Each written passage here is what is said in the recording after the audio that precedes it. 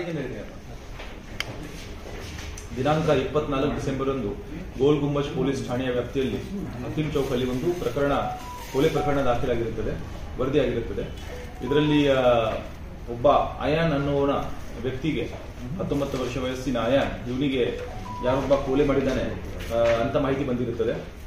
ಇದರಲ್ಲಿ ಮತ್ತೆ ಅದಾದ ನಂತರ ಅಯಾನ್ ಅಣ್ಣ ಒಂದು ಕಂಪ್ಲೇಂಟ್ ಕೊಟ್ಟಿರ್ತಾರೆ. ಆ ಕಂಪ್ಲೇಂಟ್ ಆಧಾರದ ಮೇಲೆ ಒಂದು ಕೊಲೆ ಕೇಸನ್ನು ಗೋಲ್ ಗುಂಬಜ್ ಪೊಲೀಸ್ ಠಾಣೆಯಲ್ಲಿ ದಾಖಲಿಸಿದ್ವಿ.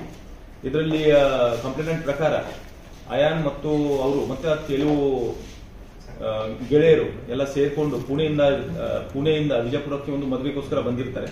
ಆ ದಿವಸ ಮದುವೆ ಪಹಾಡ್ಖಾನಾ ಹಾಲಲ್ಲಿ ಮದುವೆ ಆಗ್ತಾ ಇರ್ತದೆ.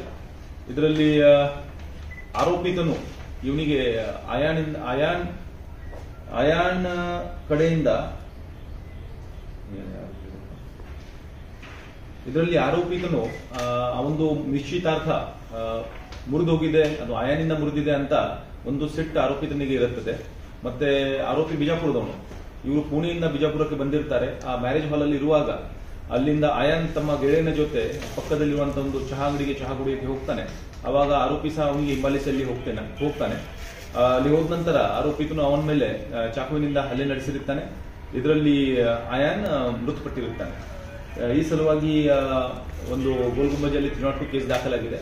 ಮತ್ತೆ ಇದರಲ್ಲಿ ಮುಂದಿನ ತನಿಖೆ ನಡೆಸಿ ಕೂಡಲೇ ಘಟನಾ ಸ್ಥಳಕ್ಕೆ ಧಾವಿಸಿ ಗೋಲ್ ಗುಂಬಜ್ ಇನ್ಸ್ಪೆಕ್ಟರ್ ನೇತೃತ್ವದ ತಂಡ ಈ ಪ್ರಕರಣದಲ್ಲಿ ಭಾಗಿಯಾದ ಆರೋಪಿತ ಹುಸೇನ್ ವಯಸ್ಸು 25 ವರ್ಷ ಇವನಿಗೆ ದಸ್ತಗಿರಿ ಮಾಡಿರ್ತಾರೆ. ಮತ್ತೆ ಈ ಪ್ರಕರಣದಲ್ಲಿ ಇನ್ನೂ ಮುಂದಿನ ತನಿಖೆ ನಡೆಸಲಾಗ್ತದೆ. ಸರ್, ಏನ್ ಕಾರಣ ಸರ್, ಏನು ಆಗಿರುತ್ತೆ ಸರ್, ಇದ್ರ ಹಿಂದೆ ಆಗಿದ್ದು ಏನು? ಇದರಲ್ಲಿ ಮೇಲ್ನೋಟಕ್ಕೆ ಈಗ ಸದ್ಯದ ಹಂತದಲ್ಲಿ ಸಿಕ್ಕಿರುವ ಮಾಹಿತಿ ಪ್ರಕಾರ ಇದು ಆರೋಪಿ ಅವನಿಗೆ ಒಂದು ನಿಶ್ಚಿತಾರ್ಥ ಆಗಿರುತ್ತದೆ ಪುಣೆಯ ಒಂದು ಹುಡುಗಿ ಜೊತೆ. ಮತ್ತೆ ನಿಶ್ಚಿತಾರ್ಥ ಆಗಿದ್ದಕ್ಕೆ ಮತ್ತೆ ಅಯಾನ್ ಮತ್ತೆ ಹುಡುಗಿಗೆ ಸಹ ಸಂಪರ್ಕ ಇರುತ್ತದೆ.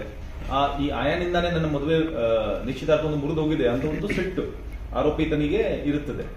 ಆ ಸಿಟ್ಟಿನಿಂದಾನೇ ಇವನು ಸ್ವಲ್ಪ ಆರೋಪಿ ಈ ಭಾಗದಲ್ಲಿ ಬಂದಿದ್ದಾನೆ, ಬಿಜಾಪುರಕ್ಕೆ ಬಂದಿದ್ದಾನೆ ಅಂತ ಗೊತ್ತಾದ ನಂತರ ಅವನಿಗೆ ಹಿಂಬಾಲಿಸಿ ಕೃತ್ಯವನ್ನು ಮಾಡಿರುವುದು ಈ ಹಂತದಲ್ಲಿ ಗೊತ್ತಾಗಿದೆ. ಸರ್, ಅಲ್ಲಿಂದ ಪುನಾದಿಂದ ಯಾರು ಇದು ಮದುವೆ ಇದೆ, ಮದುವೆಯಲ್ಲಿ ಏನು ಯಾವ ರೀತಿ ಗೊತ್ತಾಗಿದೆ ಅದೇ ನಾನು ಹೇಳಿದ ಪ್ರಕಾರ ಆರೋಪಿ ಬಿಜಾಪುರದಲ್ಲಿ ಇರ್ತಾನೆ. ಮತ್ತೆ ವಿಕ್ಟಿಮ್ ಇಸ್ ಫ್ರಮ್ ಪುಣೆಯಲ್ಲಿ. ಮತ್ತೆ ಪುಣೆಯಿಂದ ಇವರು ಮದುವೆ ಅಟೆಂಡ್ ಮಾಡಕ್ ಬಂದಿದ್ದಾರೆ. ಮತ್ತೆ ಏರಿಯಾನು ಅದೇ, ಆರೋಪಿ ಮನೆ ಸುತ್ತಮುತ್ತಲು ಅದೇ ಏರಿಯಾದಲ್ಲಿ ಇರುವುದು. ಯಾವ ರೀತಿ ಗೊತ್ತಾಗಿದೆ ಅದೆಲ್ಲ ಇನ್ನು ತನಿಖೆಯಲ್ಲಿ ಗೊತ್ತಾಗುತ್ತೆ, ಇನ್ನು ತನಿಖೆ ಮಾಡಬೇಕಾಗಿದೆ. ಸರ್, ಅವನು ಅಯಾನ್ ಬಂದಿರ್ತಾನೆ ಸರ್, ಇವನಾಗ ಹೋಗಿ ಪರಿಚಯ ಮಾಡಿಕೊಂಡು ಸ್ವಲ್ಪ ಎಲ್ಲ ಟೀಗೆಲ್ಲ ಕರ್ಕೊಂಡು ಹೋಗಿರ್ತಾನೆ. ಇಲ್ಲ, ಇದು ಯಾವ ರೀತಿ ಘಟನೆ ನಡೆದಿದೆ ಅದರ ಬಗ್ಗೆ ನಿಖರವಾಗಿ ಈಗೇನು ಹೇಳಕ್ಕೆ ಆಗಲ್ಲ. ಅದರ ಬಗ್ಗೆ ನಾವು ಹೆಚ್ಚಿನ ತನಿಖೆ ನಡೆಸಬೇಕಾಗುತ್ತೆ. ಮತ್ತೆ ಇನ್ನು ಕೆಲವು ಸಾಕ್ಷ್ಯಾಧಾರಗಳನ್ನು ಸಂಗ್ರಹಿಸಿ ಮತ್ತೆ ಅಲ್ಲಿ ಕೆಲವು ಪ್ರತ್ಯಕ್ಷದರ್ಶಿ ಆಗಲಿ ಅಥವಾ ಬೇರೆ ಬೇರೆ ಸಾಕ್ಷ್ಯಗಳು ಆಗಲಿ ಅದನ್ನು ಸಂಗ್ರಹಿಸಿ ಈ ಕೇಸಲ್ಲಿ ಮುಂದಿನ ತನಿಖೆಯನ್ನು ನಡೆಸಬೇಕಾಗಿದೆ. ಸರ್, ಆರೋಪಿ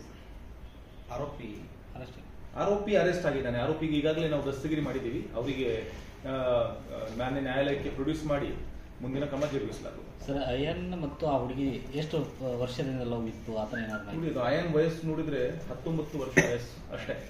ಹುಡುಗಿ ಸಹ ಅದೇ ರೀತಿ ಅದೇ ಏಜ್ ಗ್ರೂಪ್ ಅಲ್ಲಿ ಇದ್ದಾಳೆ. ಸೊ ಅದು ನೋಡಬೇಕು ಎಕ್ಸಾಕ್ಟ್ಲಿ ಏನಾಗಿದೆ. ತನಿಖೆನೂ ಬಾಕಿ ಇದೆ. ನಿನ್ನೆ ಆಗಿರುವ ಘಟನೆ ಈಗಲೇ ನಾವು ಆರೋಪಿಗೆ ದಸ್ತಗಿರಿ ಮಾಡಿದ್ದೀವಿ. ನಾವು ಮುಂದಿನ ತನಿಖೆ ನಡೆಸ್ತೀವಿ. ಸರ್, ಹುಸೇನ್ ಹುಡುಗಿನ ಇನ್ನು ನಿಶ್ಚಿತಾರ್ಥ ಮುರಿದ್ರು ಕೂಡ ಆಕಿನ ಇನ್ನು ಇಷ್ಟಪಡ್ತಾ ಇದ್ದ, ಬೆನ್ನ ಬಿದ್ದಿದ್ದ. ಈಗ ಇಷ್ಟೆಲ್ಲ ವಿಚಾರ ಈಗಲೇ ಪ್ರಸ್ತಾಪ ಮಾಡಕ್ಕೆ ಆಗಲ್ಲ. ಅದು ನೋಡ್ಬೇಕಾಗುತ್ತೆ. ತನಿಖೆ ಆಗಲಿ, ತನಿಖೆಯಲ್ಲಿ ಎಲ್ಲ ವಿಷಯಗಳು ಬಹಿರಂಗ ಆಗ್ತವೆ. Okay sir.